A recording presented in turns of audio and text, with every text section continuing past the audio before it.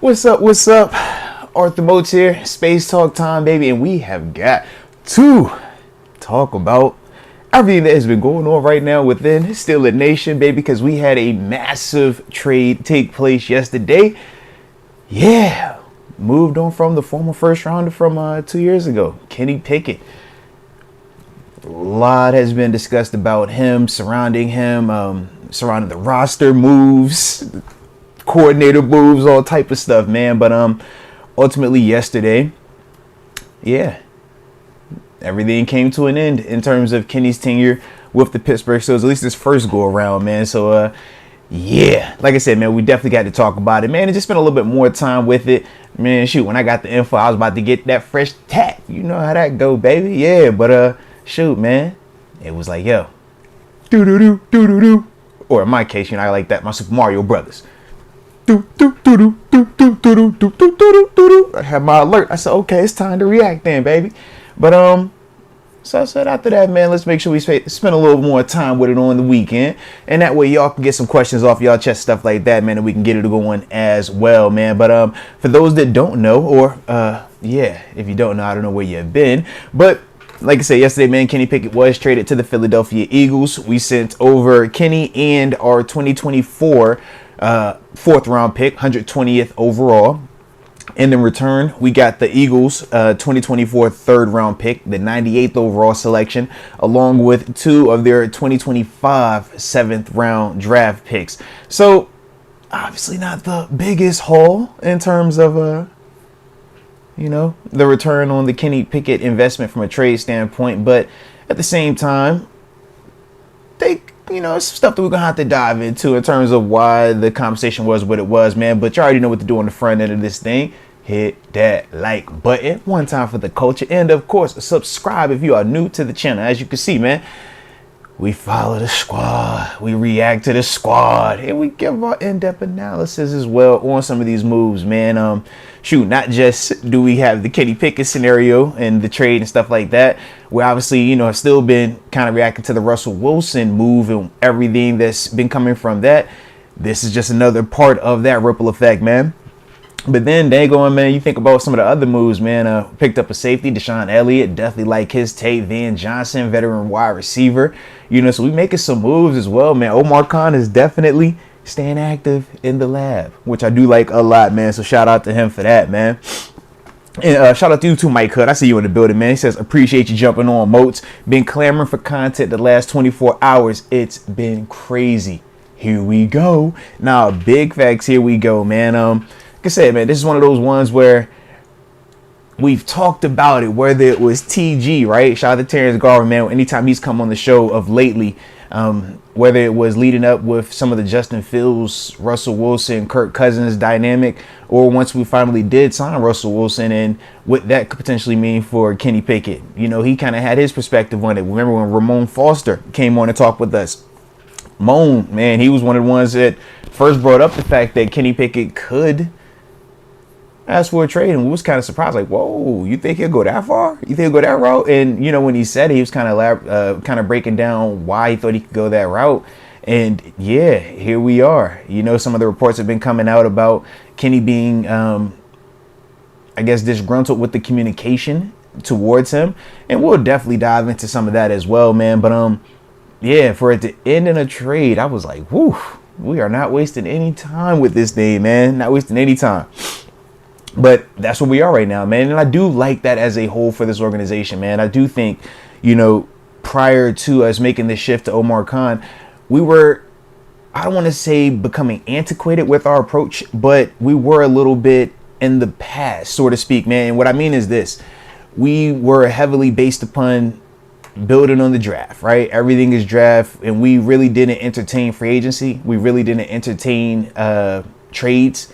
And it worked early on. When you think about for Kevin Colbert, man, it worked early on, man. The amount of success and wins we were having and things like that when you were hitting on these draft class after draft class. But then towards the end of it, it was one of those things where we were kind of like, man, it would be fun to be able to, be a little bit more aggressive in free agency. It would be fun to be a little bit more aggressive in terms of just the trade market and trying to get some of these bigger name pieces that for a while seemed like it would never come to fruition. But now I mean, we see where we are, you know. Now we got a chance to be a little bit more aggressive with Omar Khan, who just has a different approach. But so far, so good, man, in terms of the personnel that he's been able to bring in and just the excitement that's around it. I mean, we all kind of got this buzz right now, right? And that's the beautiful part of just, like I said, being aggressive, being players when it comes to free agency, when it comes to, you know, being aggressive with the roster personnel, stuff like that, man. So I definitely love that part of it, man. But yeah, so here we are, man. Here we are. And I see some supers coming in, man. Definitely appreciate y'all on the super chats as well, man. I'm gonna make sure I get to y'all. All right, shout out to the homie Q. Q says KP8 had left the door so open. Omar and Coach T considered it an open house. Nah, man, you bring us some great points, man. And that was the one thing that we would say, because for the people that are, you know, sympathetic towards Kenny Pickett, I understand not a lot of people are. But for the people that are, I can understand, you know, where they might feel, you know, Kenny was wronged.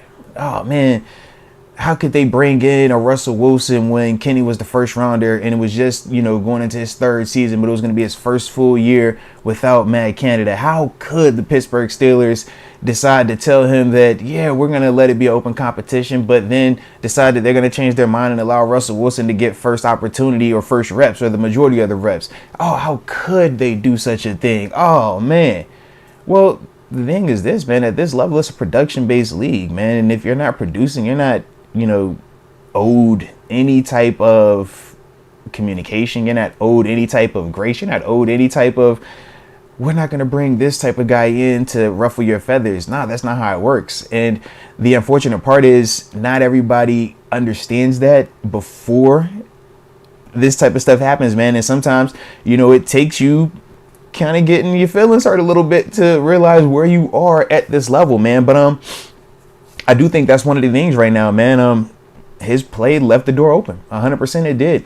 And it wasn't just this year. It was the past 2 years. And then it was the handling of when Mason Rudolph got out there, which now when we talk about those reports, and we would say they haven't confirmed nor denied any of this stuff, but all the actions, it just looks like Kenny wasn't the best person in that span in terms of being a teammate, in terms of just his communication with the guys. It just didn't look good.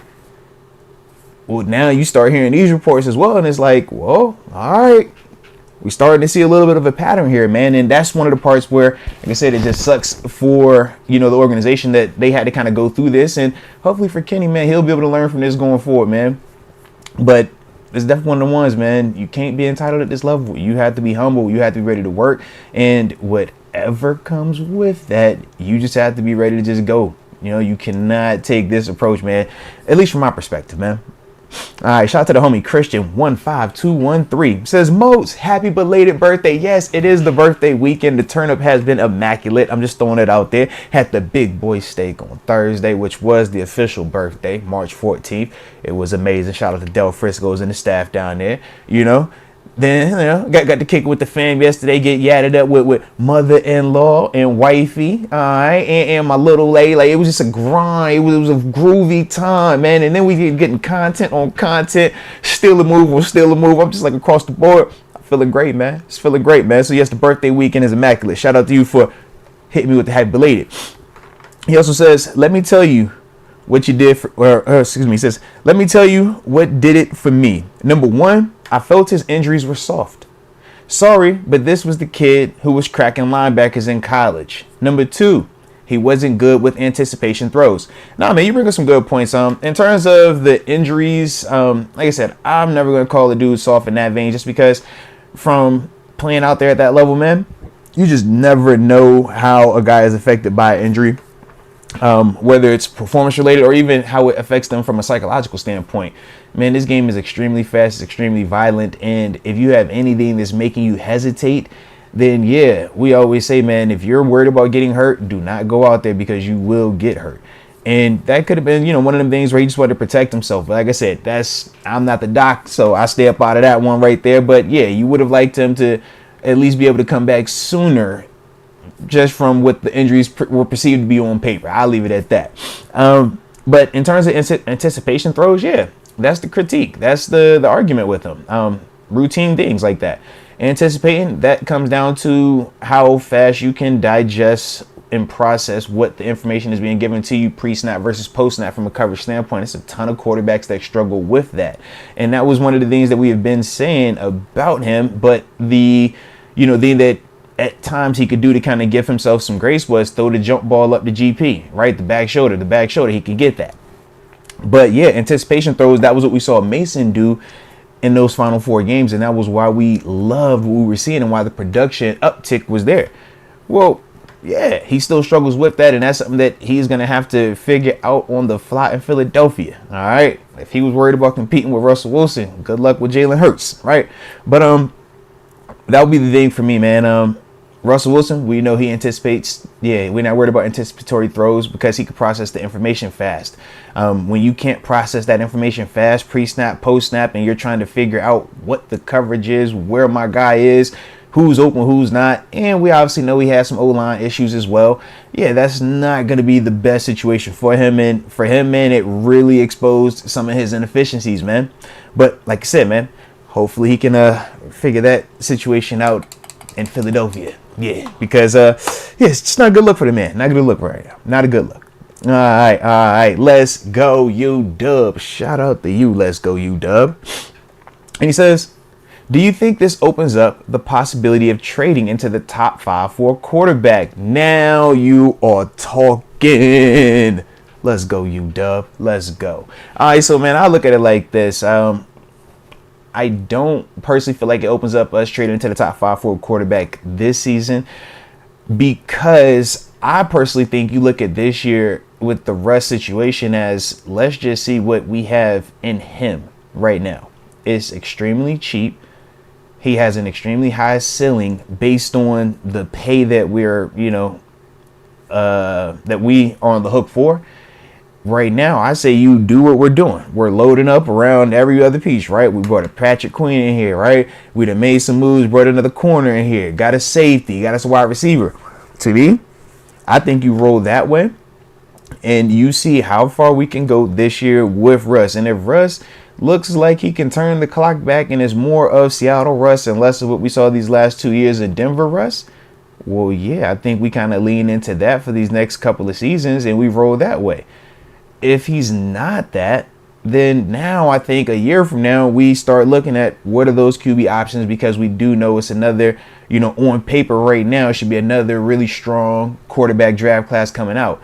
That's kind of when I see, or that's kind of when I would say, all right, let's go be aggressive. If we were going to move him to that top 5, I would say do it then. But for right now, I'm using any of my capital to put pieces around Russ, to put pieces around his defense and make sure that we can make a legitimate run for it right now, because we have everything that you need. Let's talk about the key positions, right? Got a quarterback. Russell Wilson. Yes, we have a quarterback now. You talk about left tackle, right? Got to be able to protect. We got Broderick Jones. We feel great about Broderick. Do you got you a receiver? Man, we got George Pickens, baby. Hello, what's up now, GP? It's your time to step up and be a big boy now, man. We done brought Van Jefferson in to take your spot on the front side. You go be that backside dog, right? But now let's take it to the defensive side of the ball, all right? Do we got a pass rusher? TJ Watt. Okay, do we got a corner? JPJ. Do we got a middle linebacker? Patrick Queen. And I know we got a safety by the name of Minkah Fitzpatrick. When we talk about all of the critical spots where you got to have guys at, yeah, we got guys at all of them spots, man. And that's the part where you start looking around at your role players. You start looking around at the guys that can fill those other gaps, those other holes.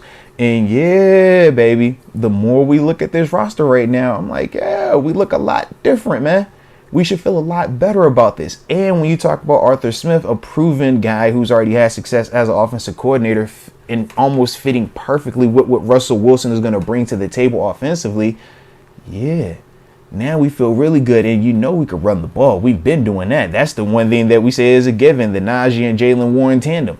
So to me, man, right now, I don't want to trade up for that top 5 to go get a quarterback, man. I want to add any other pieces that I can add to help this squad right now. And let's get active, man. Let's get active. All right. Y'all hit that like button one time for the culture too, man. If y'all enjoying the solo stream on this beautiful Saturday.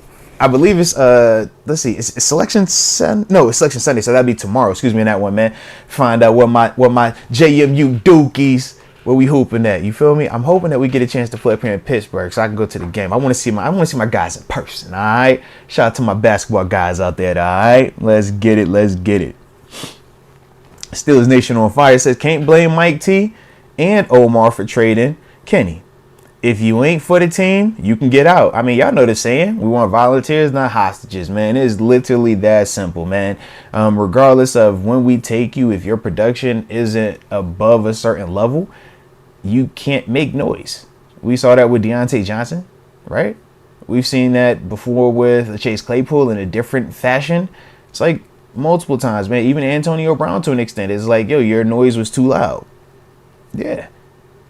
For Kenny, he wasn't in a position to be able to complain. He wasn't in a position to feel like he deserved a certain level of communication. That's not how this thing works. They could look you in your eye and say, Kenny, yeah, we want you to compete and you get first dibs. And they could come up day one and say, you know what, right before we about to go out there, we're going to switch it. You don't get a chance to get upset. You don't get the opportunity to be mad because you don't deserve it. You haven't earned that right. And the only way you get that chance, the only way you get that opportunity is by producing on the football field at a high level and doing it consistently time and time again. It can't be a fielding. It can't be a, well, I would have if this thing. Nah, it's either you did or you did not. And unfortunately for Kenny, he did not. So for him, man, you can't have that type of energy with this thing, man. So yeah, Coach T and Omar Khan, that's the way that they're moving. And I think any of these players going forward, the younger guys, right? I think the message has been sent. We don't care if you're making 18 mil. We don't care if you're the first round from 2 years ago. If you are not all in, if your mind is not on team first, winning first, yeah, we're going to move on from you, man. And I like that energy, man. I think that that's the way you get this thing back to what it's supposed to be, man, in terms of having all us playing about the name on the front of the jersey versus the name on the back, you know? And that's the thing that we will get back to when you start seeing stuff like this, man. So shout out to Coach T, shout out to Omar, man. But nobody's bigger than the squad, man. Nobody. Christian 15213 says Deke turned company man real quick. LOL. Ha ha ha ha ha. Talking about some kitty who. Listen. You already know. Everybody knew how this was going to go, okay? Any of the, kitty guys, Johnny's not on the way yet, but I know he's one of them other diehards like that. It's like, all right, if y'all want to die on that hill, you could die on that hill. If y'all want to die on this, he was going to develop, he could do this and do that. And that's why I started calling it fairy tale and fairy dust and all this other stuff, because it's like, if you can't point to it tangibly and show it to me more than, 1 or 2 times, I'm like, bro, I don't believe it. I don't, not at this level, because that's not how it works. And yeah, it just wasn't there. So now, at least for Deke, it looks like he took the layup approach of, hey, since he's gone, now I ain't got to die on that hill no more. I never saw it happen. We never had a chance to see if it could have, so you could just leave it at that. Hey, man, salute him. All right, we'll see if everybody else takes a similar approach, man. But yeah, that was going to be the energy, man, because what did he do in terms of Kenny Pickett while he was here to, number one, give you confidence that he was going to be better than Russell Wilson? Number two, give you confidence to just not even want to pursue a Russell Wilson or any other quarterback option. It's just like, nah, man, it can't be like that, bro. Y'all crazy. So now they don't have to worry about that, man. So shout out to the homies, Deke, and anybody else, man, that might have shifted their communication or their feelings about, the quarterback situation in Pittsburgh now, man. Salute him. Quan Summer, what up to the homie, Quan? He says, my birthday is tomorrow. Shout out to the Pisces gang. Now, you already know, big Pisces energy. Let's get it, baby. Love that. And happy early birthday to you as well. Mike Matizik, what up, babe? What up, Mike? He says, who do we draft to replace Kenny this year? And who is the QB to draft that not only can learn, but fits the new OC system? I mean, to me, man, I still like the Jordan Travis element of it. Obviously, Joe Milton is great in terms of the athletic ability and the athleticism. But if he's going, first 2 rounds, I don't want to use that type of capital on him. So, I'm kind of back and forth on that thought process, because I'm not in a hurry per se to replace Kenny this season. I already have my upgraded quarterback in Russell Wilson.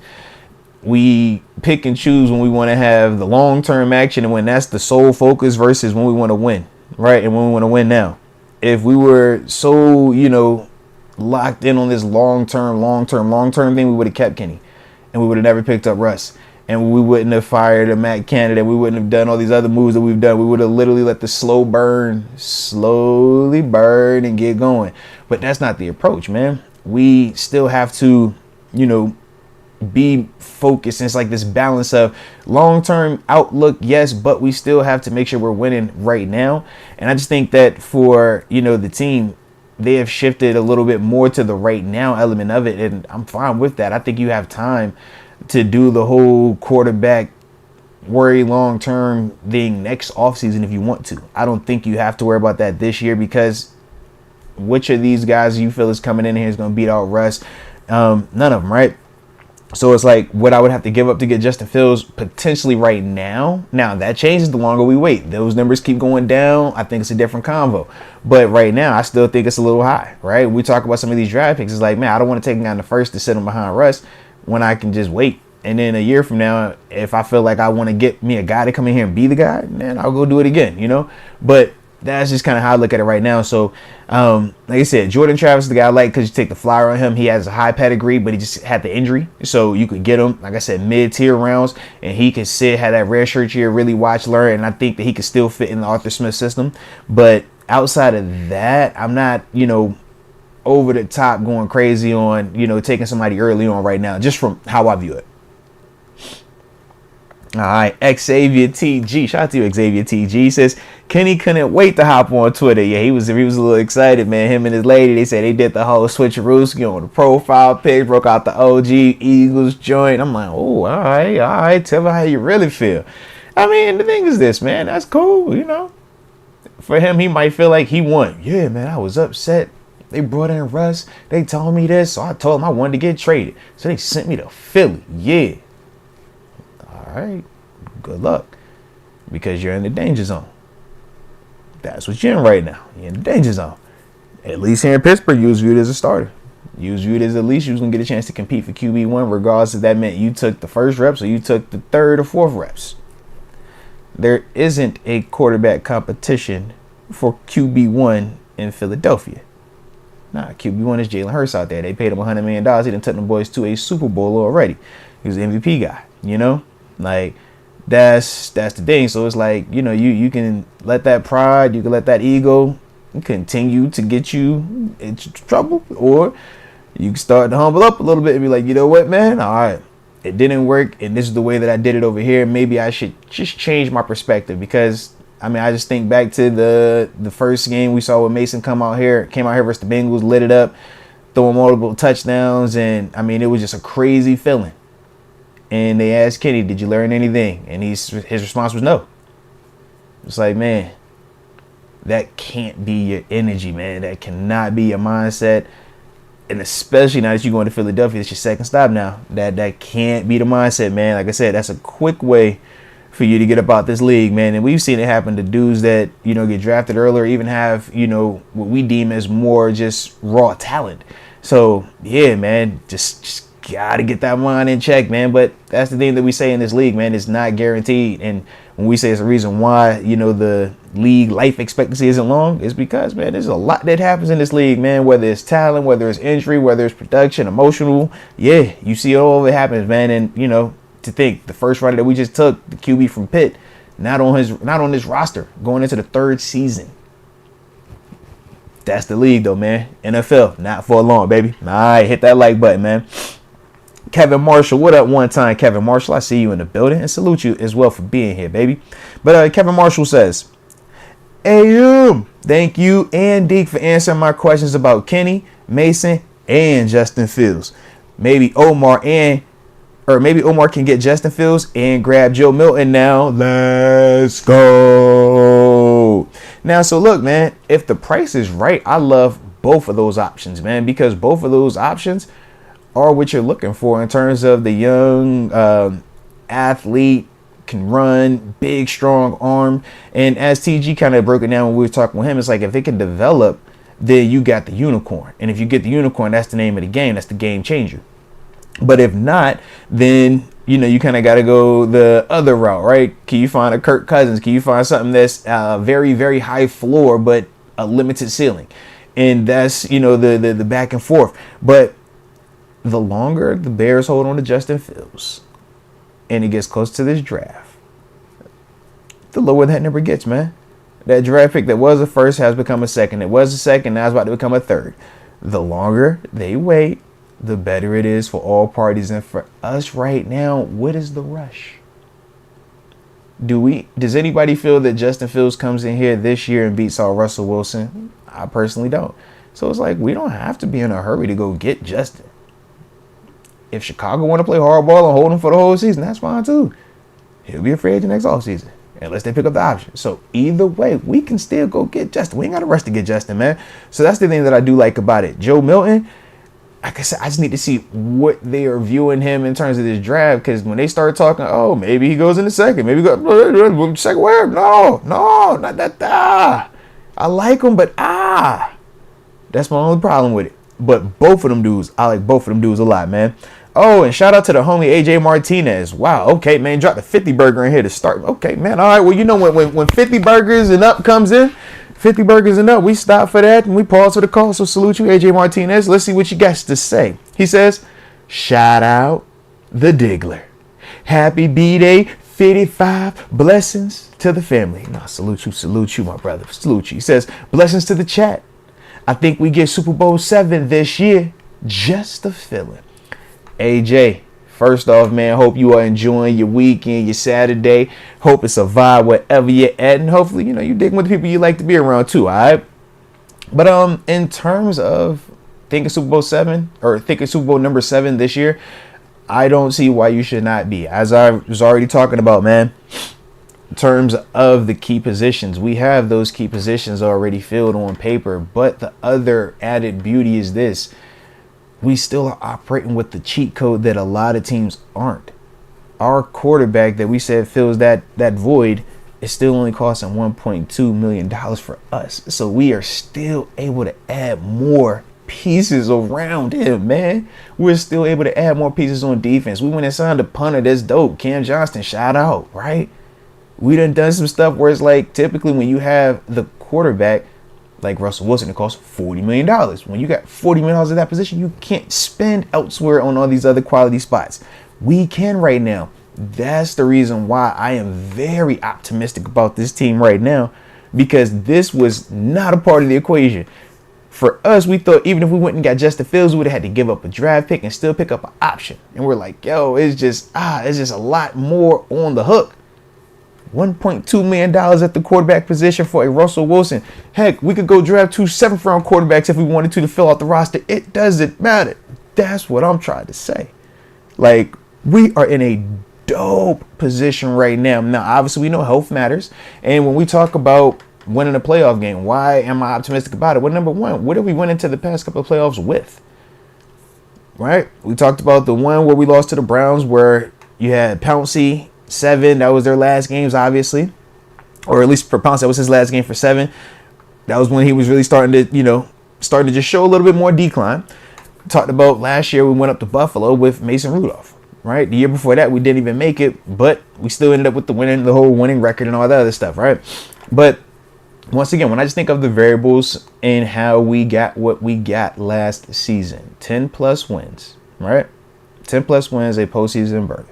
And when we talk about what had to happen to even get that, this go around is night and day. We're not talking about using 3 different quarterbacks. We're not talking about using 2 different offensive coordinators. We're not talking about having 2 separate play callers. No. And still not even as a whole having 25 touchdown passes. No. This is very different. We're actually going to have just varsity play, bare minimum varsity play. What Russ did last year, the past 2 years in Denver has been varsity bare minimum. Now for $40 million, that's not enough for that. But it is varsity in terms of just league wide. But when you're getting that for $1.2 million, anything that it might do better than that, come on, baby, what we talking about? That's the part for me why that confidence is what it is, man. And yeah, like I said, barring any injuries, man, I don't see why any of us should feel any different about this team, man. we got a legit shot, bro. We got a legit shot. Shout out to Coy Harris, also pulling up with the big boy. He ain't go 50. He went 49.9. Salute you on a 49.9. I like that. That's kind of like when they hit you with a sale. It's like, hey, yo, it ain't $10. $9.99. It just hit a little bit better. Salute you, bro. I like you. All right, but he says, at AJ Martinez, I'm getting dollars to stop playing for a I'm getting $2. Oh, okay. Here's AJ Martinez. I'm getting $2. Stop playing for a drop 100 pack. Nah, just playing. Show love to the fan. Open up the phone lines. Yes, indeed. Yes, indeed. So my man was basically like, bro, he stopped playing with him. You know what I'm saying? Go ahead, throw the money up. And that's what they doing over there. So I appreciate y'all, man. Hey, look, it's going to make the birthday vibe that much better. All right. Y'all know I was taking the whole weekend off. I'm going to just be real with it. All right. Pisces game. Y'all know how we feel, man. It's the birthday vibe. I was like, yo, I only turned 36 once. All right. I was like, it was my weekend. All right. It's my weekend. But dude, the way this is rocking, I said, yo, I can't wait to come talk to y'all, man. All right. I'm sorry. So, yes, I'm excited about talking to y'all, but it is my birthday weekend. So salute y'all as well, man. I like when y'all just tap. It's like the collection plate. Just tap the plate on the way in. All right. If you felt what you're feeling, you just tap it. All right. It's a little party. It's a rent party. Pull up to the rent party one time for the culture. Yeah. Now, so Coy, not gonna do phone lines today, but potentially we'll do them on Friday show because this week we're gonna go Monday, Wednesday, and Friday morning. All right, so potentially Friday morning we'll do phone lines. I just give you the heads up on that early. Y'all get a little bit of the behind the scenes, a little sneak action. All right, y'all know the schedule for the schedule even drop. All right, Monday, Wednesday, Friday morning this week. All right, so that's typically when we'll do the phone lines, man, because clearly we got a ton of supers I'm gonna get to today, and I already know when Deacon here on Monday is going to be bananas. All right, and then when TG and the joint on Wednesday, it's gonna be stupid. You feel me? So I already know what time everybody on. All right, so I got y'all. You know we gotta hear y'all too, though. So salute you, baby. All right. And if, like I said, y'all digging what we talking about today, man, go ahead, hit that like button one time. And if you're new to the channel, like I said, this is how we do it. Solo streams. We do the podcast, man, with me and Deke Monday, Wednesday, Thursday traditionally, but every once in a while, man, we'll pop in on a Friday morning. Me and TG, man, that's the homie from Locker Mates, former teammate as well. He pulls up. He's always around here, man. We got the young boy Don with turf watch behind the scenes action and stuff, man. So, like I said, man, we got a nice little groove over here, man, in terms of content for y'all, all right? So if you're digging it, rock with it, baby.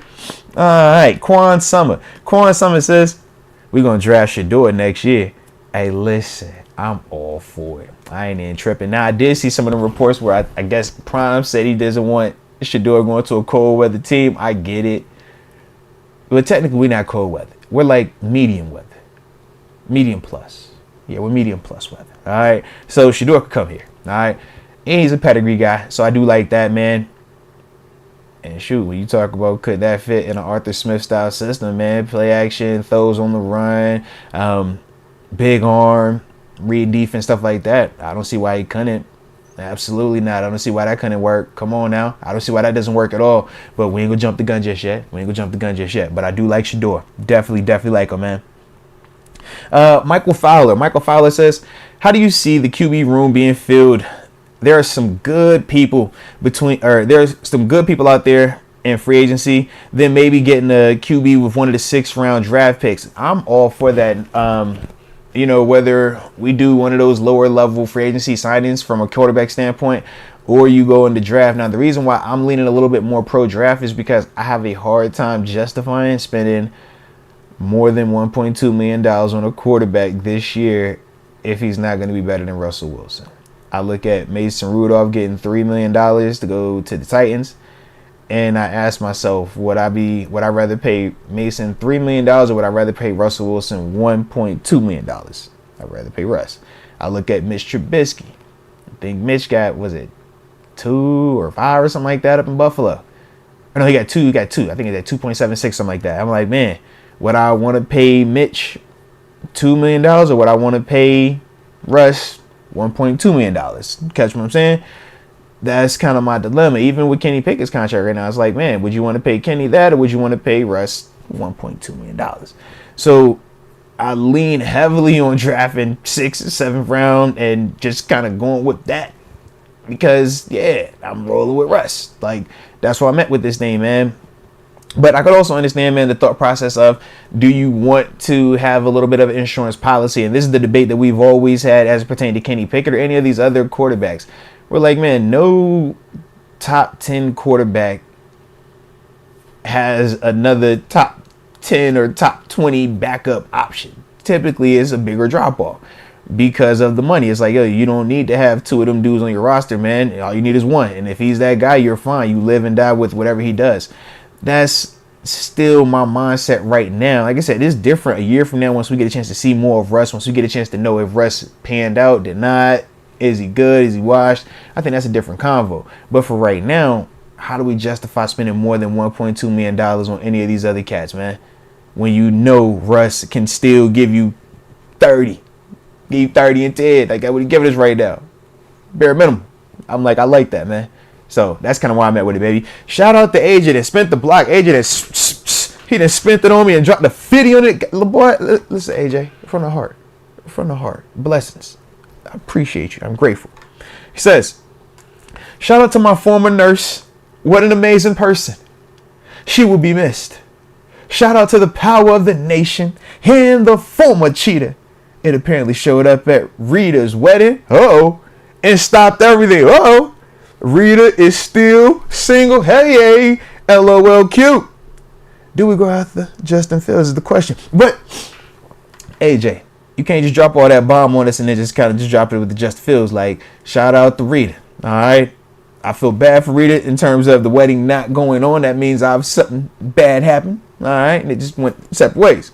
Shout out to you though, AJ, because that means you're still in the game. All right. I like that for you. But yeah, man. Shout out to the former nurse though, man. Shout out, all love. All right. Peace, love, and tranquility. Okay. But do we go out to Justin Fields if the price is right?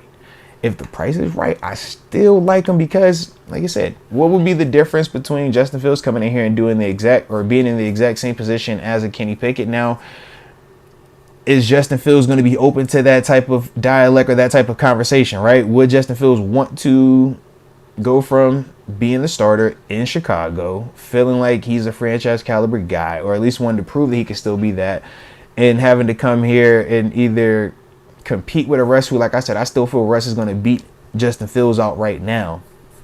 But would he want to potentially compete and, run the risk of having to sit behind Russ for the season? Or does he, still want to go somewhere where it just might feel like it's a little bit more open? I mean, we talked about Mason Rudolph going to Tennessee, and yeah, Will Levis is there, but Will Levis competing with him feels probably a little bit different than competing with Russell Wilson. That's the part for Justin Fields where I'm just like, I don't know what he views as, a good situation or what he might deem as competition that he feels confident in beating out. I don't know him enough, on that level, but to me, for the right price, he's still very intriguing, man, because he checks off a ton of those boxes from a just talent and physical traits standpoint. So we shall see, man. We shall see. But it's still on the table because it only cost $1.2 million to get Russell Wilson. That's the reason why we can still legitimately entertain any of these other options, man, because of the 1.2 that we're on the hook with right now. Sequoia Harris also says, looking sharp, OG. It salutes you, man. As a 36-year-old, I was a little bit nervous. I didn't know what 36 would look like on a day-to-day basis, but so far, so good, man. I even got my Lucky Charm shirt on, man. Shout out to all my St. Patty's people out here this weekend. It's St. Patty's Day. That's Irish folk, because I am Irish, all right? I got my percentages. I'm Irish, okay? But it's Irish folk. We got to stand out. We got to rep the brand. So shout out. But he says, looking sharp, OG. Wishing Kenny all the best, but give us your honest opinion on trading Kenny. Bring back DJ. Finally, happy B-Day, OG. Black don't crack. Ain't that the truth, baby? You see what we looking like over here. Hey now. But yeah, I did laugh a little bit when I was thinking of DJ, man. Deontay Johnson. I'm like, dude, if only you could have just been a little quiet and just waited. It'd have been different. You could be playing with Russ, still be in Pittsburgh, still got GP. It's a way better situation, coaching-wise, organization-wise. Yeah. But now instead you're going down to Carolina where, you're dealing with an organization that's in transition. They're changing up the staff, obviously. They got a young quarterback in Bryce Young, who I think is very talented, but the pieces around him, the offensive line, it was to say the least. So that's the part where I'm like, dang, DJ, bro, like this wasn't as bad as you felt it was. But you're about to go into one of them situations where it's going to be exactly what you thought this actually was. And that's the part where you just like, man, stay, just survive this one season, man, and then get up out of that thing as quickly as possible, bro. Yeah, that's kind of how I look at it for him, man. But in terms of the Kenny move, I don't hate it. Like I say, that you had to do it. We said he was going to be one of two ways. Either he was going to be humble about it, compete, try to learn from us, take everything he can and grow from there. Or he was going to, take this approach of, I'm pissed off, you disrespected me, and I want to be traded. He took this approach. So you do what you do. Yeah, would you have want a little bit better return on the investment? Sure. But at the same time, why would a team give you more than the third and 2 7th rounders from next year? What has Kenny done to that extent that makes you feel he would have got, or a team should have given up more draft capital for him? That was my big issue. I'm like, I don't see how you was going to get more. If that's what they was going to offer you, man, you better take it and go. Take it and go. All right, we moved up to it. We got another 3rd round pick. Cool. Take it and go. We got 2 7th rounders for next season. All right, cool. Take it and go. Because I don't think you were going to get this massive haul for him just because he plays quarterback. Zach Wilson plays quarterback also. What would be the haul for him, right? Just like, yeah, I'm good. I don't really trust this dude yet, man. I need to see it come to fruition. I don't care about the traits. I don't care about it being a 1st round. I don't care about it being young. I need to see more from it. That's, kind of how I view that right now, man. But, yeah, I think we're going to be straight, though, man. Like I said, I feel good about the move for us. Spaceman. Shout out to Spaceman. Shout out to you for the super chat, man. Definitely appreciate you. Says, disappointed that we didn't send Kenny to the Vikings earlier in the trade for Justin Fields, even if we couldn't afford him. You thought the Vikings would have traded Justin Jefferson for Kenny Pickett? I don't know, what else would have had to include it in that package. I just don't see them doing that as a straight up trade. I don't care, contract or nothing. It's like, that's Justin Jefferson we talk about. And that's Kenny Pickett we talk about. They ain't tripping that hard. Yeah, I know in theory we would have loved it, but I don't think that would have worked like that. We would have had to send Kenny in a 1st, maybe something else. Yeah, but I think you'd have to send Kenny with something to go get, like I said, Justin Jefferson, man. But I like your mindset, though. Definitely like your mindset. Let's go, UW. He says, what about instead of Fields, trading for Trey Lance for backup and learn from Russ? It would be cheap. I love that also, man. Because Trey Lance is another variation of a Justin Fields, right? Extremely high pedigree, extremely high in terms of physical traits, but in terms of NFL production and consistency, just hasn't really seen it. Now, him is a little bit more of a question mark than Justin Fields because we've seen Justin Fields at least playing in games, making plays, looking good at times. We also seen his bad stuff. With Trey Lance, he's just hurt. We seen you a couple games, you got hurt, then you got shipped out. So it's like, we don't really know you, but that means that you'll be really inexpensive to get, and putting you behind a Russell Wilson. It's a lot of things that you get from a positive element just from being around Russ. He's going to teach you how to be a professional inside the building. He's going to teach you how to watch that tape like an NFL quarterback. He's going to communicate certain things that he is seeing and how to operate. And then also when you're watching him go through practice, you're going to see certain things. You're just like, wow, that's the difference between quarterback, QB1, and franchise quarterback. You learn all that type of stuff, man. And you're going to get the good guy effect, right? You're going to see him in the community doing all the other type of stuff as well, man. So for me, yeah, Trey Lance, man, if he could get into this scenario and you have a Coach Tomlin here, night and day, from the places that he's been and what he's been kind of dealing with. So, yeah, I think that, Trey Lance would be very, very intriguing, man. This is just, like I said, a potential backup option, man. Low risk, very high reward type of dude, man. This is a top 5 caliber talent. But with a lot of these quarterbacks, like we always say, can you develop, can you produce? And when you're throwing out there too soon, Kenny included, it can hurt you sometimes, man. But we also saw for Mason Rudolph when he got a chance to kind of sit and wait, and then he had a chance to come back, how it looked a lot different for him. I look at Trey Lance and I say, why can't you do a similar thing? If your mindset is right, if the situation is right, I don't see why you can't do something very similar, man. Chris Conti, what up to you, Chris Conti? All right, he says, love your energy, brother. Excited to see what we do with the draft. First season that really feels different. What do you think we do come draft time? Man, So come draft time, I could still see us potentially looking, well, actually, we haven't touched center yet. Now that I think about that. So I could see us legit going Jackson Powers Johnson. Yeah, right now, if we don't touch that center position in free agency, because like I said, we still haven't touched it just yet. So if we don't, I can see us doing that. Obviously, Zach Frazier is another option in a second. In terms of defense, now that we filled the middle linebacker spot with Patrick Queen, I still don't hate us potentially, drafting another corner, a Nate Wiggins type, right? A Quinyon Mitchell if it's available. Maybe you got to move up a little bit more to get it. I don't know just yet, right? But those are some players, man. In terms of wide receiver, I still think we could go add another one. And that's the part. Like Van Jefferson, I think it's going to be a dope front side piece to take on that Z route roll.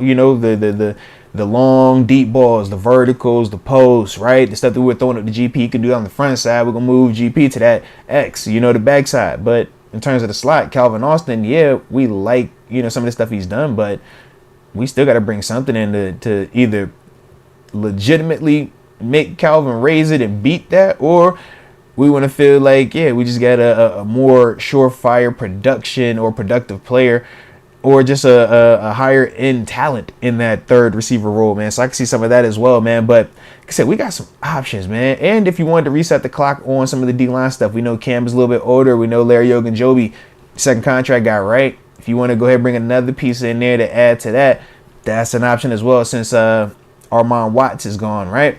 Yeah, we did bring back Montravius Adams, though, so I do like that. But like I said, man, we got some guys, man. We got some guys. And AJ Martinez just dropped 20 extra upper room memberships to the culture, and for the congregation. So shout out to you, AJ Martinez, Rockstar paying it forward. Salute you. And to those individuals, welcome to the upper room. Yes, indeed. Yes, indeed. Let's get it, man. AJ in here cutting up, man. From the heart, I appreciate you. Let me take a sip of the water, too, man. Look, H2O. About the only water I'm drinking this weekend, too. Just because it's y'all, all right? I got to balance out. It's my birthday weekend, and I'm Irish. And it's St. Patrick's weekend. Oh, yeah. Saying, hey, let's get after it, baby. Let's get after it. All right, we got Deontay Stanton. Shout out to Deontay. Says, how do you feel about jumping on fields? Hashtag Hall of Fame 55. No, grateful. All right. JMU Hall of Fame. Shout out to my JMU Dukes. All right. Yeah.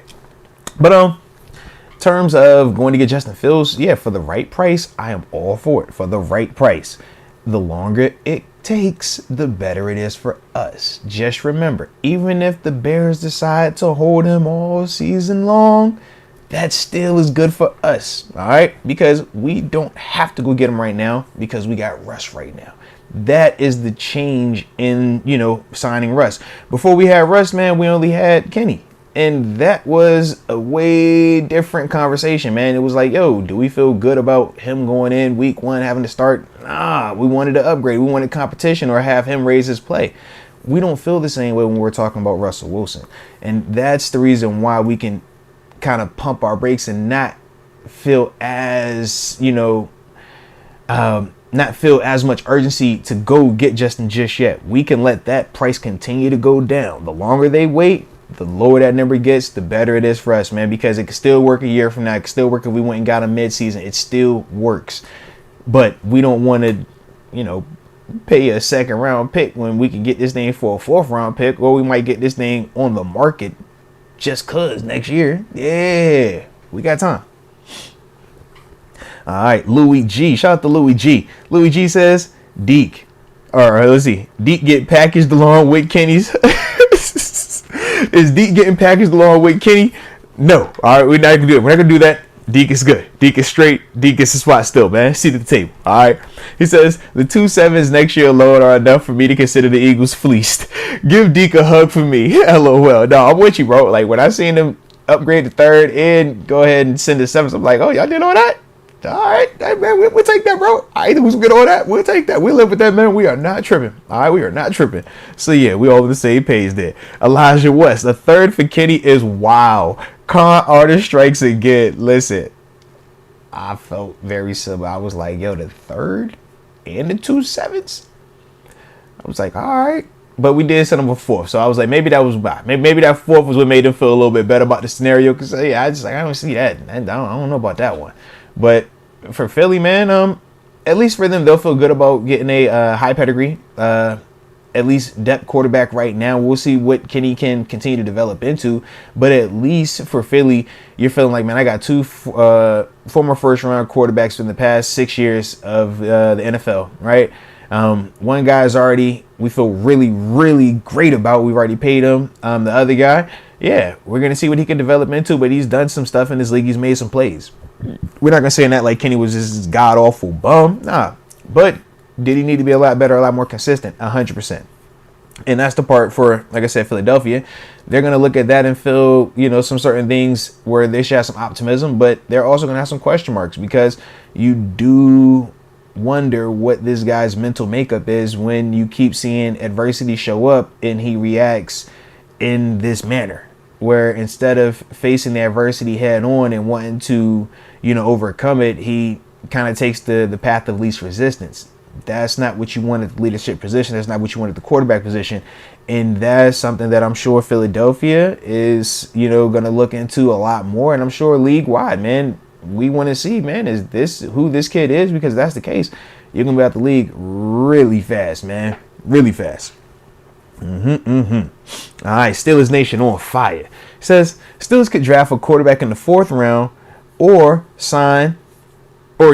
says Steelers could draft a quarterback in the 4th round or later, or they could sign an undrafted quarterback. 100%. That's my mindset with it right now, man. Any, of those options work in terms of filling out that quarterback room, because now we're just looking for depth. If it got to the point where that second or third quarterback on the roster had to be the starter for the full time and the full duration, we're in a bad scenario anyways.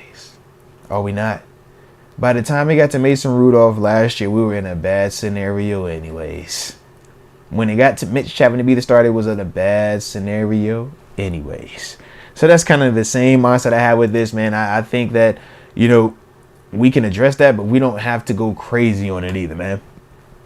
Xavier TG says, I personally wanted Matt Corral. Ooh, okay. Well, we know the Matt Corral crowd was out there. We know the Sam Howell crowd was out there. The Malik Willis crowd was out there. And the Kenny Pickett crowd.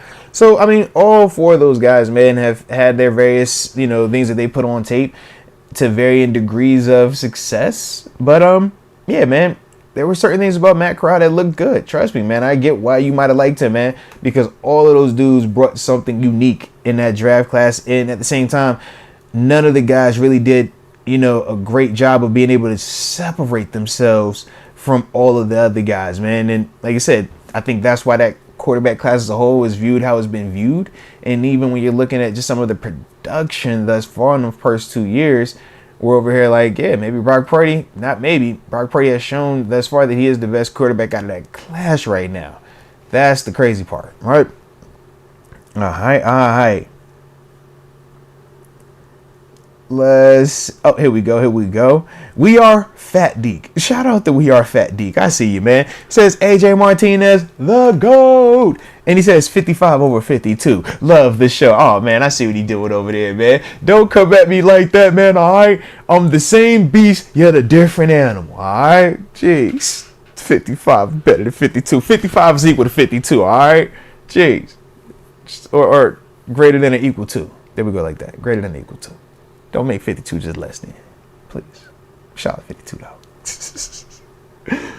Christian Manzi says, Moats was talking about Russell like he was before because they both third bloods, but won't acknowledge one T. Hey, shout out, man. So, look, you already know how I feel about it, man. Any of my transplant Steelers, I love them. All right? When you're a transplant like the boy, I love them. Yeah. But, when you talk about getting Russ for $1.2 million, that's the way that you have to view him. So any other quarterback league-wide that I'm comparing Russell Wilson to, I'm comparing him with the understanding that my quarterback is making $1.2 million. Compared to any of these other starting quarterbacks, show me the one that is only making $1.2 million and still accounting for, over 3K, 25 plus, was it 10 or less picks? Show me that guy for 1.2. If you can show me him, man, up all ears. But until then, I'm like, yep, I'm rolling with this guy because it's for 1.2. That's the cheat code. Like I said, it doesn't happen like that typically, man. It doesn't happen like that. All right. Shout out to the homie Sequoia Harris. Also, man, Sequoia says Mike T not betting, Mike T not betting, leaving his future in the hands of KP8.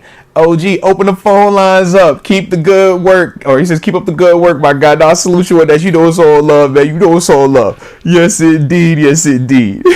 And Elijah West also says, who needs more touches this year, Najee or Jaylen Warren? Honestly, I'm still kind of with the balance with it right now, man. I still slightly lean more to the Jaylen Warren element just because he's a more explosive player. But with the newer approach, I'm still cool with utilizing both. And that's under the understanding that Najee has to be playing more like he was at the end of the season and not at the beginning of the season. That beginning of the season, Najee, yeah, that's hard to watch at times. That's the version where you're like, yo, just give me Jaylen Warren the whole day.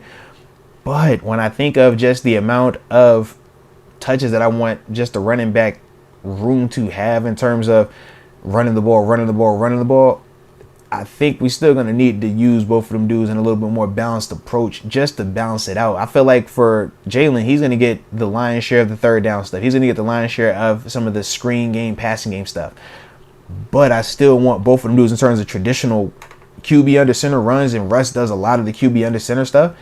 I want to see both of them dudes because they both have a different element to what they bring, and they make defenders have to play them differently. When it's Najee, you know it's hitting front side, but you got to deal with the bite down of the mouthpiece and get ready to, deal with the big body blows, right? He's going to fall for, he's going to lean on you. With Jaylen, man, this thing can hit front side, he can run by you, but he also can put a foot in the ground if I overrun it and go 80 out the back door. That's a whole nother set of issues that you got to worry about, man. So I do still want to utilize both of them dudes, man. Whoa, hold up, wait a minute. Let me talk about him. Wait a minute. Shout out to Rod. Rod just came in from the top rope. He says, stop the show. I got something on my chest that I need to say. And we said the rules are this: 50 and up, the show stops and we give you all attention. Rogers came through with a 99.99 thingy over there. So salute you. I definitely appreciate you on this birthday weekend, might I add. All right. But he says Wilson had got 10, or Wilson had got 2. No. Wilson had got 10, the big head, and fat on his. I got what you're trying to say. So he says Wilson had got 2, the big head, and he got fat on his way to 3 Broncos. He looks hungry again, and we could have just gotten the steal of the year's less Rod. So, Rod, I am with you. So, what Rod's basically saying is this, man. The version of Russ that went to Denver was a version that was a lot more big-headed. It was a lot more focused on the brand. It was a lot more focused on the let me cook, right? The MVP push and things like that. And, yeah, you can make a case that it got fat. Not literally. I thought it got bulky, literally. It was like the super beefy, like, jacked up short quarterback look, and it was like, yeah, man, that ain't really the look that you go for, Russ.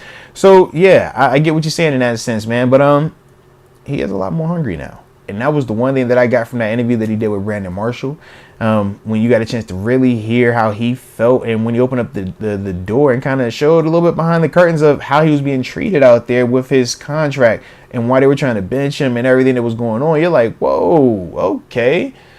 This was a lot more going on beneath the surface that we did not actually get a chance to see, man. But he's still statistically produced. And that's the one thing that you want to see. In spite of, can you still produce? And he did do that.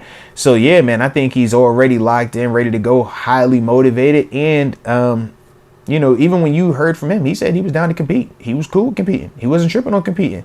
But now I think you just make it even less uncomfortable for everybody around, because I think Russ was going to be Russ regardless, but I do think other people in that building that played quarterback were going to feel uncomfortable with him being there, man. So now that that's out the way, you don't even have to worry about that. So yeah, I love it. And he didn't hit us with the less ride. He said, here we go.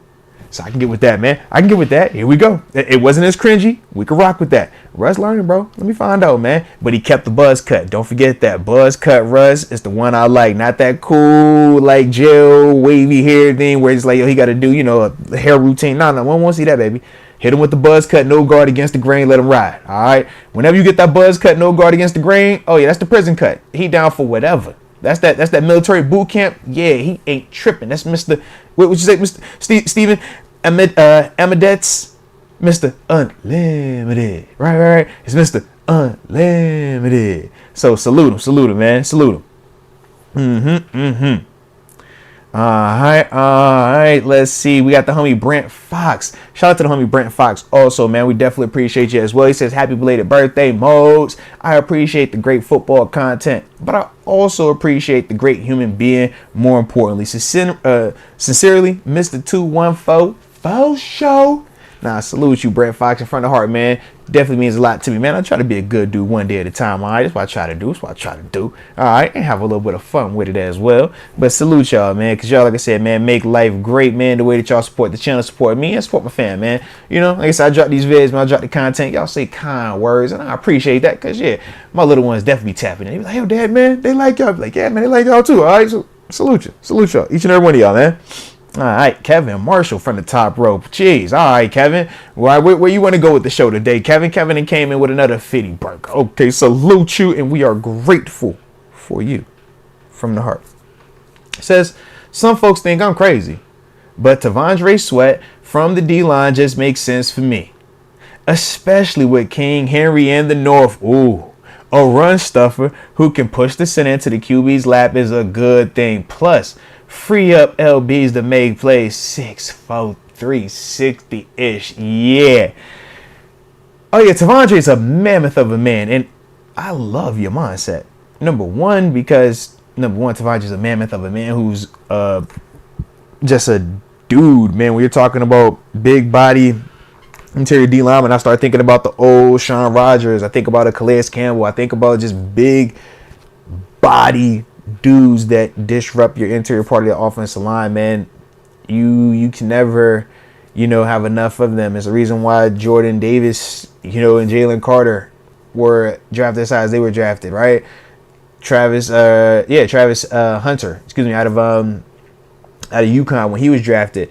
Or not Travis Hunter, excuse me, I'm tripping on him, man. That's the cat that's out in Colorado. I'm thinking about the D lineman. UConn plays in Baltimore. Travis, it's not Henry. I'm drawing a blank on my man's last name, man. But either way, man, big body Jones. Travis Jones. That's what it is.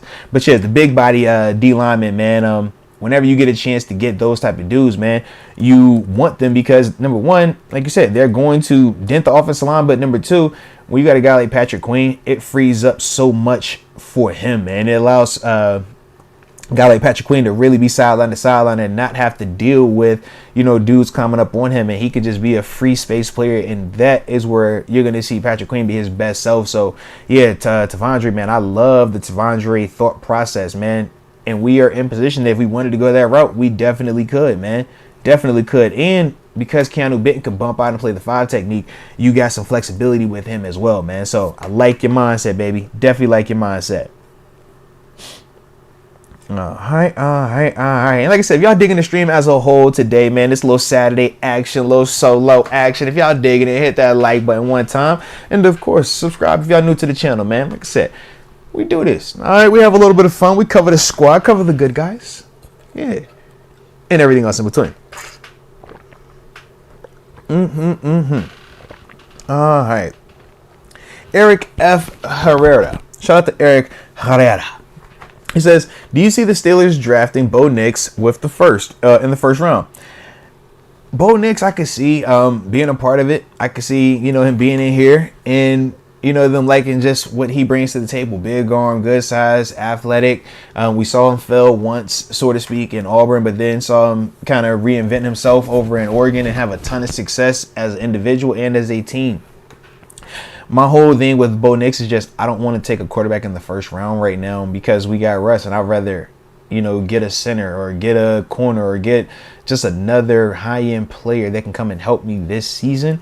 Whereas I think for Bo, it will be great long-term, but Bo is still going to be sitting behind Russ, and we're still going to have questions about what Bo is from a talent standpoint just because of the things that we saw from him at Auburn, right? And you start to ask yourself, is his talent and the production based on the scheme of Oregon Or was it because of Bo just being, older as well? Or was it a combination of the both? Those are some legitimate questions, and very similar to, some of the questions surrounding Kenny Pickett coming out. Because it took Kenny, multiple years to really develop into what he was in terms of a Heisman finalist his final year at Pitt. People were questioning, was it because he was just older than everybody else? Or was he really that much better than the guys, on that field? So that's like I said, that's kind of a similar thought process that I have with Bo Nix, but I do like what I see in Bo. Bo is a good player, though. Just make sure I put that out there too, man. All right. Shout out to Ethan Leach. Ethan Leach says, how would you feel about getting, Amarius Mims and Cedric Van Pran for the offensive line this year? Is that a Super Bowl bookmark? So look, man, Amarius Mims, if he is healthy, man, I think that he can come in here and be our starting right tackle. I think that would be an upgrade at the right tackle position. Not over Broderick, but more importantly, like when we had the Chuk scenario, right? Because Amarius is just a lot more athletic, bigger, and meaner, and he's a higher pedigree dude. But the question surrounding Amarius is just, he hasn't played a lot of football. When he's been out there, he's been dominant, though. That's the difference. When he's been out there, he's played in, SEC championships. He's played in, college football playoff semifinal and college football playoff championship, started it for Georgia and was a monster in the games. So we've seen it. He's very familiar with Cedric Van Pran. They were starting together when they won the Natty last year. Who was the left tackle? Broderick Jones. So I love both of those picks, man. I'll be all for it. I think you got to go Mims in the first if you're going to get Mims. I think Van Pran you can get, probably in the third realistically. But I would love both of them, man. And I think that now you got the youth movement that that Ramon talked about when he came on the show. And he said that you want to be able to develop these young guys, let them grow together, where you would have 3 college teammates also within a year of each other NFL wise to grow, develop for the next 5 to 10 years. That is something that I love, man. Absolutely love that, man. But yeah.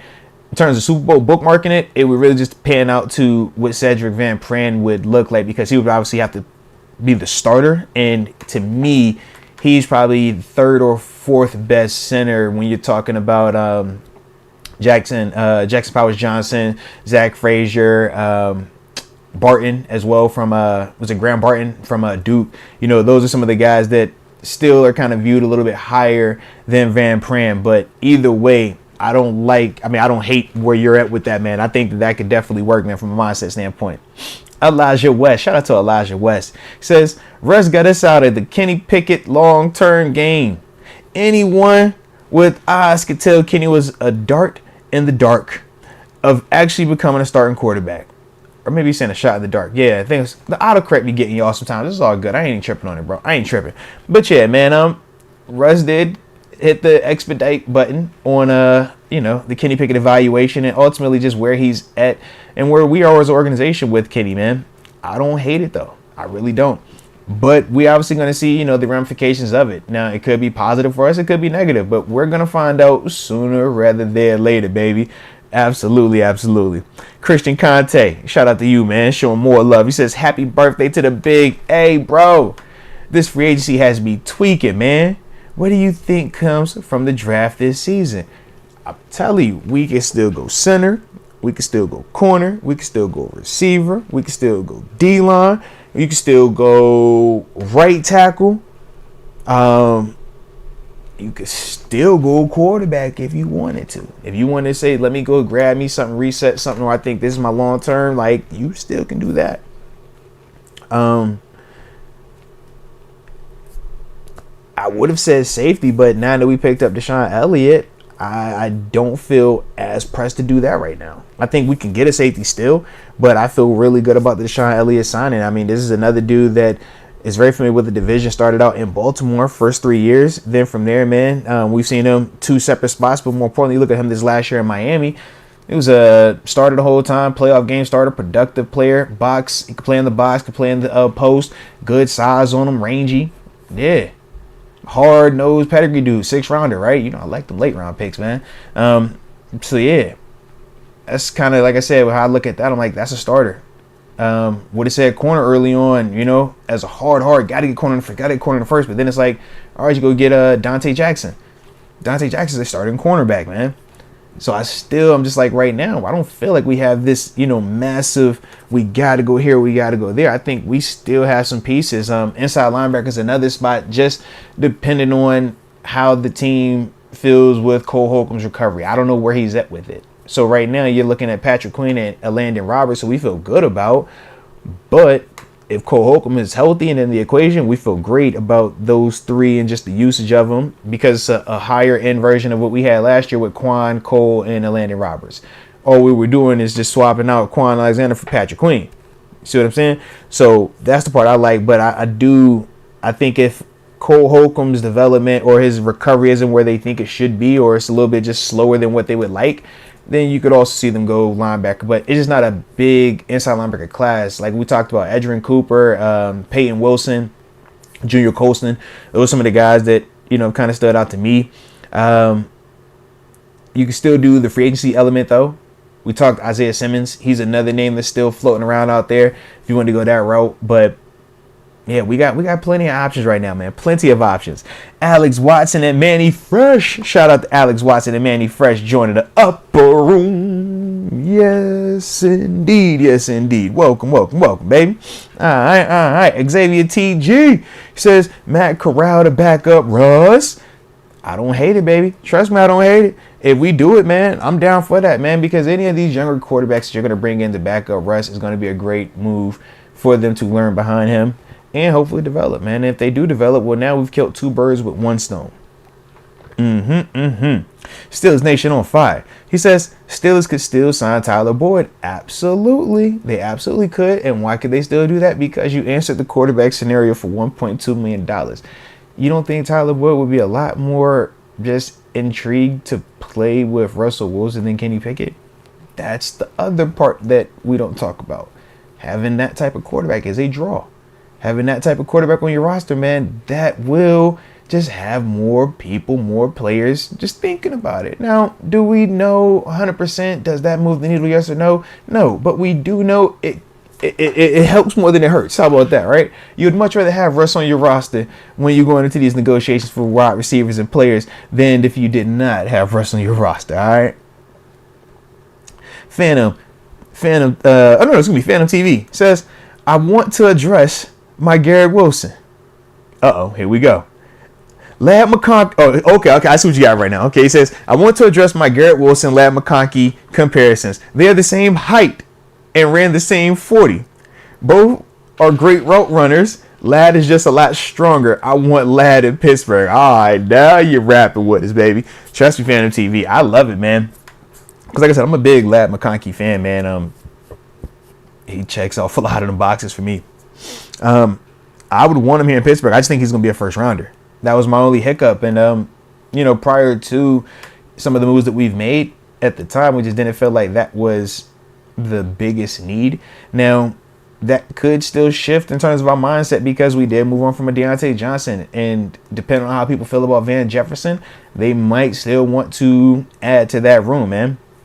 So, Lad McConkey, if that's the dude they want to add, I will be all for it. I can assure you of that one. You will not hear a negative thing from me, and you're pairing another Georgia player with this roster, man. You cannot have enough Georgia players right now. They are the new Alabama, right? So when you talk George Pickens, you talk Broderick Jones, I'm down for Lad McConkey coming in here as well, man. Absolutely. Caleb Charlton. Shout out to Caleb. He says, we are down bad at center right now, but we also only have one QB on a 1-year deal.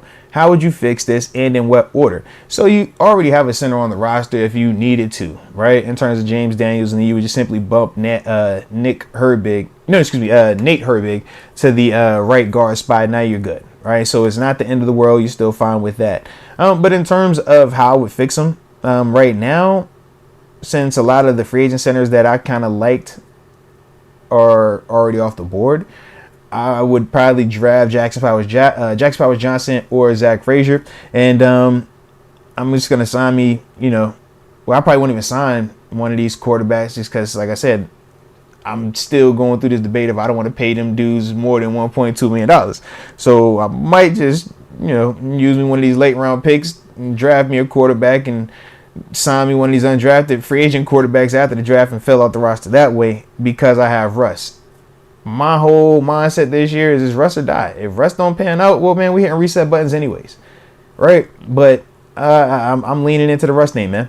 So that's, like I said, how I'm looking at it. But we got options. That's the beautiful part. We have options. All right. Kaizik. Shout out to Kaizik. Says, honestly, if not for COVID, Kenny wouldn't be in the NFL. Now, that is something that a lot of people look into with some of the COVID super seniors and stuff like that.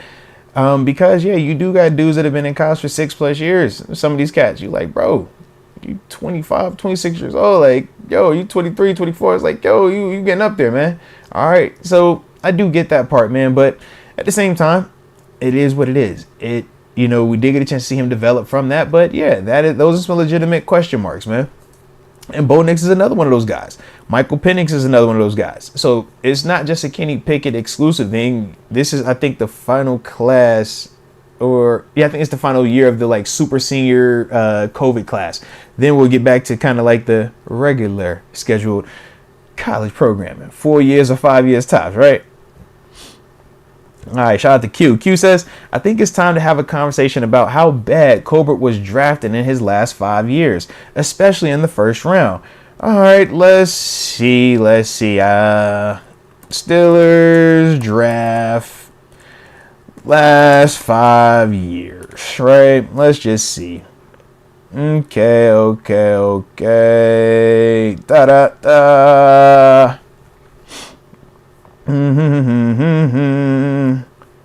Let's see who we've drafted past couple of Steelers first round draft picks, man. See how easy it is. I just wanted to see, man, just, if this is a valid critique or not, because I don't know off the top of my head. I don't really remember. First round draft picks. All right, let's see how the gang has done. Alrighty. So let's see. Colbert's last draft, was that 21? Yeah, I think 21 time frame. All right. So let's see. That would have been the Najee class. All right. We ain't tripping on the Najee class. The year before that was 2020. There wasn't a first round pick because we had Minkah Fitzpatrick. I don't think we're tripping on that one. I think that would have been a solid one right there. 2019, all right, Devin Bush, sure. Won't like that, but you still hit on a Deontay Johnson in the third, which we do like that a lot. All right, 2018, all right, Edmonds now. We ain't tripping on that one. Won't like that one too hot. Chooks, all right, indifferent on it. My rebuttal would just be that you did get 2 starters out of that class, though, in terms of Edmonds and Chooks. Mason still hanging around. 2017, you got TJ Watt. TJ Watt don't count. Hey, boy, that TJ Watt. All right. Fair enough. TJ, Juju, Connor, Sutton, Dobbs. All right. Yeah, I suppose. We ain't got to like him. And where's that Dotson class at? Where was that Dotson one? Dotson is also another one. So, I mean, I get some of the critique. I do. But at the same time, man, let's not act like Kevin Colbert still won't bring in some talent, man, But when you miss on the quarterback or, when you're part of the quarterback scenario, I get it, man. I get it. That is not the best scenario. So, yeah, it's going to make you feel some type of way. But we brought in some people, man. Alrighty. Jeff H says, just showing some love, Moats. Happy birthday, bro. Nah, man, I appreciate you, man. Appreciate the love on my birthday weekend, man. Set him up this joint on the birthday weekend. Alright. Cedric Owens showing a little commitment to the channel. Joining the upper room. So, appreciate you on that. And welcome to the upper room. Yes, indeed. All right, and they said he drafted 2022. Look at that one, too. Yeah, so you got George Pickens. We don't like George Pickens? All right, guess we don't like George Pickens. Calvin Austin, he's still been a part of it. We got hurt his first year. We ain't tripping on that. Connor Hayward, still been a part of the offense. And even with Kenny Pickett still started 2 seasons so far, man. But I get it, baby. We don't have to love it. Is George Pickens not good? Was that not a good pick? If that wasn't a good pick, I get it, baby. But for every, when you miss on a quarterback, yeah, it's going to hit a little bit harder. We're going to talk about it a lot more, 100%. So I am not tripping on that. But to act as if, this dude was setting the tea bag is like, nah. I think that's just the perception around why you hear guys that have played say, don't put all your stock in that draft, man. Because, yeah, them dudes take time to develop, and it's a crapshoot. Any of these dudes are, man. Any of them are. So that's also part of it, man. But we will see, how any of these moves going forward age. And that's always the name of the game, man. At some point in time, people looked at the TJ Watt pick as, oh, you're tripping. You are crazy. And we see how that aged out, right? So that's my thing, man. All right, let's see. Steelers Nation on fire. He says, a QB name that would be nice to bring back is Dobbs. Now, I'm all for my homie Dobbs coming back, man. That's the Pastronaut. Let's get it. He says, I want to see how would Dobbs do in this offense. I mean, look, Dobbs is a very smart player, man. And I think with the full offseason, you could get him to play really good football. My whole thing is, if you're just bringing him in as the backup, yeah, you're great. I don't think you're tripping on that. And in terms of the level of backups, yeah, he's going to cost right around that range that I would like to pay. That's my thing with it, man. So I'm not tripping if you bring back Dobbs. My whole thing is just, my mindset is if Dobbs has to start over Russell Wilson for an extended period of time, we're in a bad situation anyways. That's my whole thought process with it, man. So trust me, if we want to bring Dobbs back, man, I am all for the homie. Pull it back up to the city. Bring the homie back. All right. And then Kazik says, not his age, his numbers. All right, let me see, because I don't remember what Kazik was talking about. Honestly, if not for Kenny, or not for COVID, Kenny, not his age, his numbers. So this is because your comment, Kazik, I'm just trying to make sure I'm following you. I know earlier you had said if it wasn't for COVID, Kenny wouldn't be in the NFL. And you weren't talking about his age, you were talking about his numbers. But what I'm referring to is just the overall development of it. He got the additional season because of COVID. But it's like he still was going to play that final season regardless of when it was going to happen. That's kind of what I'm alluding to. But yeah. COVID was COVID for a reason, and the NCAA felt like them dudes deserved another year for a reason because it was COVID. So that's my whole thing. I'm not gonna hold that against him, man. But I do understand why that might have been for you a reason why you didn't think that it was gonna be a good movie. You didn't think that he would age out the way that he did. Everybody has their different perspectives with that, man. But yeah, that's just kind of how I looked at it, man. When it's the COVID situation, man, you just throw all that and just you label it as the COVID situation, all right? If they got the extra years, they didn't have the extra years. It is what it is. Some of the dudes set out, right? We saw Jamar Chase and company. Them dudes set the whole season. Didn't hurt them. They were just in a different space, though. So that's kind of how I looked at it with it, man. But yeah, it's been a dope one today, man. It's definitely been a dope one today. Shoot, it's been a minute, hour and 23 down here, boy. I thought I was gonna be down that long, boy. All right. Well, anywho, I hope y'all enjoyed this little solo stream on the Saturday vibe. All right. Hopefully y'all stay safe out there, man. If y'all gonna turn up for the St. Patty's Day weekend, man, or if y'all gonna do anything tomorrow, y'all make sure y'all do it responsibly. All right. But either way, y'all know I appreciate each and every one of y'all rocking with me on the B-Day weekend too. All right. So hit that like button on the way out of this thing, and don't forget to subscribe. And until next time, baby. Peace.